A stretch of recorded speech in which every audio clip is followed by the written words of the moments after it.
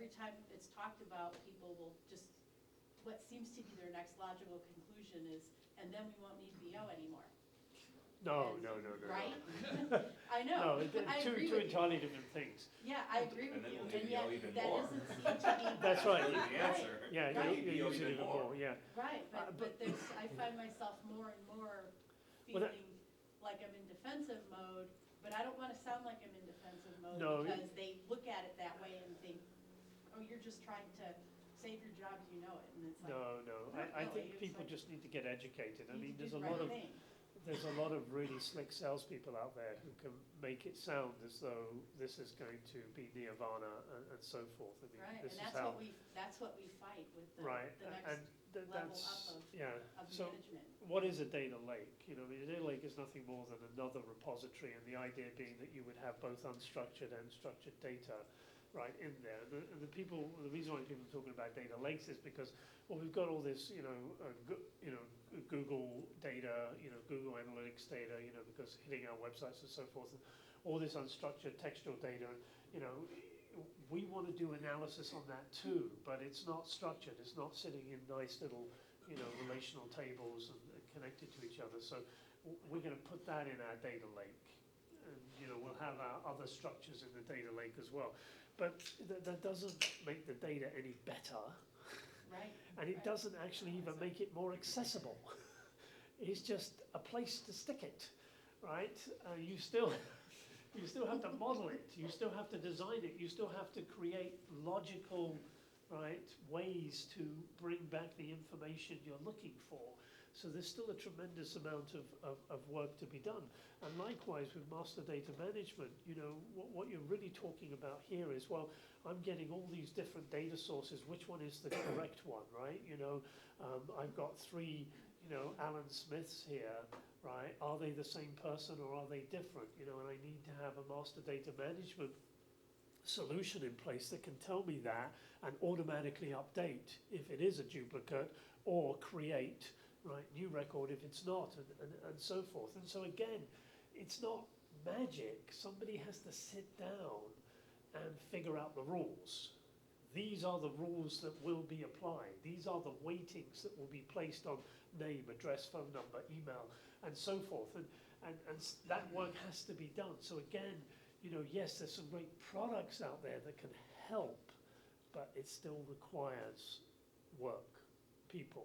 And these are projects that don't happen in a day or a week. And they're not free. And they're not free. No, they're not. But I think that goes back to the first terms you were using, data governance. Governance, yeah. And that's what I was wondering, where you say, okay, I've got the higher ups. Do you at NAU have a data governance group? We do, but it's not mature.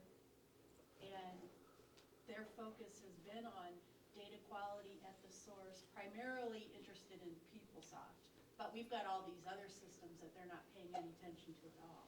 Right. And the groups, in particular, like at the university level, prospecting data, getting student data, lists of prospects, whatever. They get data coming in, some that they pay for from all sorts of sources to figure out who can we bring in to come to NAU. And that data is a complete and total mess. And at some point, they would like to bring it into either the data warehouse that we use for BusinessObjects or Tableau, or to something else, or in a data lake, or God knows where. But it does need data, master data management. And I feel like our governance group they're not involved in that at all yet. But I think they need to be. It's going to be very interesting. I hear that to see story how a it all lot. works. Yeah, I mean, obviously, PeopleSoft is the main application you're using for both recruitment and admissions, I imagine, right? Not anymore. Not anymore. Salesforce. Salesforce. So And you're so once we okay. have them as Right. students, they're going into PeopleSoft, and Got that's it. the student information system once they're here. Right. But to bring them in, it's You're all using Salesforce right now. Yeah, so And it's then like a they're doing CRM now. analytics Well, and yeah. using Why not? Civitas. It's all over. Yep. And a lot of stuff. Yeah. Interesting. Yeah. Yes, but again, the initiative for data governance to be successful has to start right at the top. The executives have to buy in, and they have to be fully committed to it across the entire enterprise. It can't just be for that application or that department, right? Because everything is interconnected, and so it's very important, you know. And so what a lot of organizations like yours have done is to start a data governance, you know, group at the executive level that has representation from every area, right? You know, and even have a separate department, right, whose job it is to implement what comes out, right, from those sessions and those meetings. But interesting, yes. Good. Anything else? Anybody want to share anything else about business objects? Yes. I had a question for you and for maybe some of the other experts in the room. Do you see a continued emphasis by SAP on the semantic layer? And as SAP also emphasizes, you know, stack, because right now the reality is, other than what we have with Webby, there is no on-premise dashboarding tool other than Excelsius, and if you migrate to Squirrel, right? So a lot of customers will be interested, well, I can keep my on-premise, and then maybe I can move also to SAC to do some of those analytic applications if they're crazy enough to do so. Right? So I know there's a live connection for SAC to go to the semantic layer of the universe. One, do you think they're going to continue to innovate the semantic layer like they are innovating Webby and the like? And where does SAP Data Warehouse Cloud, if you know at all, fit in with that positioning? Because when it first came out, they, you know, it counted their text and semantic layer appeared like 25 times, but without a lot of details about how it's going to look. Is it going to be very similar to the semantic layer that really made BobJ go, and what I think a lot of us think is so beautiful about it? I just haven't seen a lot, you know, about universe, semantic layer, and semantic layers in general seem to kind of be going out of style. Kind of frustrating for that fact. Right. Well, Very the universe of the semantic layer is not going anywhere. It's here for the next decade and beyond. I can tell you that for sure. And there is actually quite a bit of work and innovation going on in terms of better integration between the semantic layer and SAC.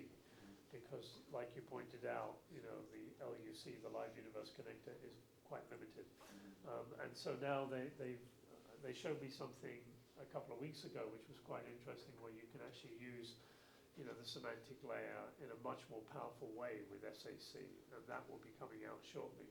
As far as Data Warehouse Cloud is concerned, yes, I mean, this is SAP's foray into, you know, doing what, you know, what other big vendors are doing to create data warehouses in the cloud, like Snowflake and so forth. So this is SAP's, right, warehouse in the cloud. And again, right, you know, it's still relatively new, it's still trying to find its feet. Its emphasis is around SAC at this point, but it's becoming more and more obvious that they do need, right, to include, right, business objects and the semantic layer with DWC. But no decisions have been made on that at this point in time. My understanding is that, you know, they're obviously very preoccupied with the rollout of BI 4.3. They're obviously very preoccupied with the rollout of SAC. Okay, and I think they're waiting to see what sticks, and then have some big meetings probably early 2021, right, and figure out that next step in terms of you know, better cohesion and integration between the two solutions. But nothing that I'm aware of has been set in stone at this point. Any other points about business objects? Anyone think that it won't exist at their organization in 2 years' time? So they say. So they say. Yes. One of my customers canceled their maintenance with business objects, and they will replace everything with Power BI within 3 years. They started 6 months ago. Yeah. They have 4 reports in Power BI. And it is surprising because they have a very strong data governance department. And I don't know, I have a hard time, you know, envisioning how they can see, they can manage that with tools like Power BI. It's kind of a contradiction. Impossible. I tried to replicate a report that I had in BusinessObjects. And I got down to a couple items, bought the DAX book, looked up how to code it and everything. Yeah, And you have to dump the data, you can't do it with a connection. right. So, and that's one of the setbacks with PBI is you actually have to dump the data, and then it has all this functionality to a degree. So you get one join. If you have, if you have a, complex join where you're joining more than one column in tables, you better redo that table and combine it to concatenate those together, because you only get one join in Power BI.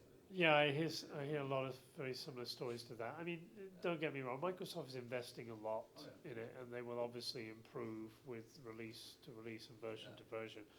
I don't think that's what's going to be a factor in the next couple of years. I can't say that I predicted it, but I think a lot of people predicted it. The bigger issue is going to be licensing cost.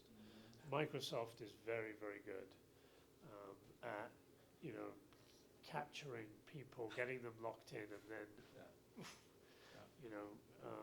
pushing up the bill. And I think that I've seen it happen already at the end of 2019. I know they're going to be doing it with some customers in 2020, because a lot of people have 3-year contracts.